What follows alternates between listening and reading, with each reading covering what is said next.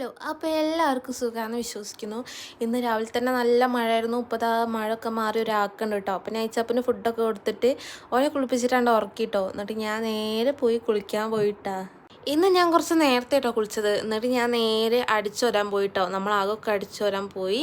ആകൊക്കെ അടിച്ചു വരുമ്പോൾ എനിക്കെന്നും കിട്ടുന്ന സാധനമാണ് ഇച്ചാപ്പൂൻ്റെ ട്രൗസർ ഇട്ടാ. ആളെന്നും അത് കട്ടിൻ്റെ അടിയിൽ കൊണ്ടുപോയി കേട്ടോ. ഒന്നെങ്കിലും ഉണ്ടാവും കേട്ടോ കട്ടിൻ്റെ അടിയിൽ. പിന്നെ എന്തെങ്കിലും കാണാതെ പോയിട്ടുണ്ടെങ്കിൽ ആളെ ഡ്രസ്സിൻ്റെ കൊട്ടയിൽ പോയി നോക്കിയാൽ മതി. എല്ലതും അവിടെയാണ് അവന് സൂക്ഷിക്കാറ് കേട്ടോ.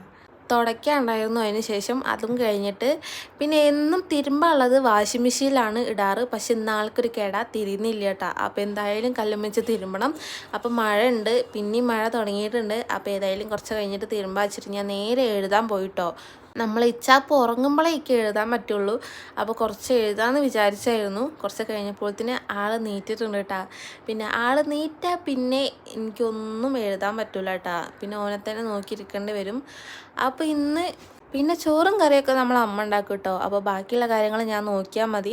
അപ്പോൾ ഇന്നൊരു കല്യാണം ഉണ്ട്. അപ്പോൾ സബിത വരാൻ കാത്തുക്കായിരുന്നു. ഓള് വന്നു, നേരെ മാറ്റി പോയിട്ടോ. നമ്മൾ വാസുവേട്ടൻ്റെ ഓട്ടോ വിളിച്ചിട്ടാണ് പോണത്. കല്യാണമല്ല, റിസപ്ഷനാണ് കേട്ടോ. 11 മണി മുതൽ 3 മണി വരെയാണ് റിസപ്ഷൻ വരണത്. പക്ഷേ ഞങ്ങൾ ഇറങ്ങിയപ്പോൾ 2:20 ആയിക്കണം കേട്ടോ.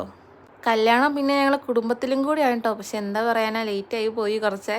ഞങ്ങളവിടെ എത്തിയപ്പോൾ എല്ലാവരും പോയിക്കണ് കേട്ടോ. ഫാമിലി മാത്രമേ ഉള്ളൂ. ഞാൻ അവിടെ ചെക്കനും പെണ്ണും ആണെങ്കിൽ ഫോട്ടോ എടുക്കാനും പോയിക്കണ്. അപ്പോൾ ബിരിയാണിയും മറ്റേ മന്തിയാണ് ഉണ്ടായിരുന്നത്. പക്ഷേ ബിരിയാണിയിൽ മാത്രമേ ചിക്കൻ ചെയ്തുള്ളൂ. മന്തിത്തെ പീസൊക്കെ കഴിഞ്ഞിട്ടുണ്ട്. അതെന്താ വെച്ചാൽ ലേറ്റായി പോയാൽ ഇങ്ങനെയൊക്കെ ഉണ്ടാവും.